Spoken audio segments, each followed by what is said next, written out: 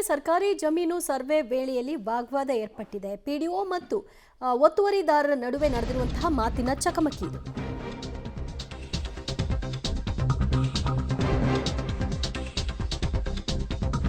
ತುಮಕೂರಿನಲ್ಲಿ ಸರ್ಕಾರಿ ಜಮೀನು ಒತ್ತುವರಿ ಆಗಿದೆ ಅಂತ ಹೇಳಿ ಸರ್ವೆ ಕಾರ್ಯಕ್ಕೆ ಬಂದಿದ್ದಂತಹ ಪಿಡಿಒ ಮೇಲೆಯೇ ಒತ್ತುವರಿದಾರರು ಹರಿಹಾಯ್ದಿರುವಂತಹ ಪ್ರಕರಣ ಕುಣಿಗಲ್ ತಾಲೂಕಿನ ಯಡಿಯೂರು ಗ್ರಾಮದ ಕಟ್ಟಿಗೆ ಹಳ್ಳಿಯಲ್ಲಿ ನಡೆದಿರುವಂತಹ ಘಟನೆ. ಸರ್ವೆ ನಂಬರ್ 12 ಮತ್ತು 13ರಲ್ಲಿ ಒತ್ತುವರಿಯಾಗಿರುವಂತಹ ಆರೋಪ ಕೇಳಿಬಂದಿತ್ತು. ಗ್ರಾಮದ ಕಾವೇರಯ್ಯ ಕುಟುಂಬದ ವಿರುದ್ಧ ಒತ್ತುವರಿ ಬಗ್ಗೆ ದೂರು ಕೂಡ ದಾಖಲಾಗಿತ್ತು.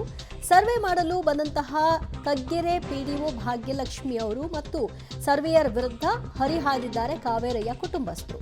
ಮಧ್ಯಪ್ರವೇಶಿಸಿ ಪರಿಸ್ಥಿತಿಯನ್ನ ಪೊಲೀಸರು ತಿಳಿಗೊಳಿಸಿರುವಂತಹ ಘಟನೆ. ಅದಕ್ಕೆ ಸಂಬಂಧಿತ ದೃಶ್ಯವನ್ನು ನೀವು ನೋಡ್ತಾ ಇದ್ದೀವಿ.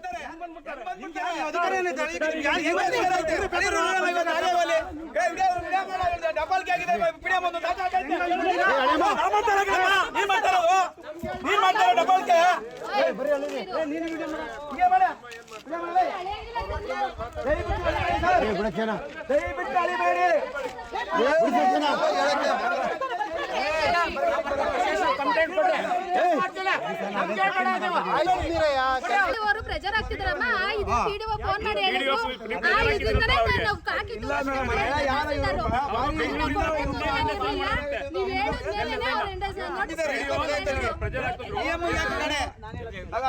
ಅದು 26ನೇ ತಿಂಗಳು 30/6/2025 6 ತಿಂಗಳಾಗಿದೆ ಆಲ್ರೆಡಿ ಬಂದವರು ನೋಡಿ.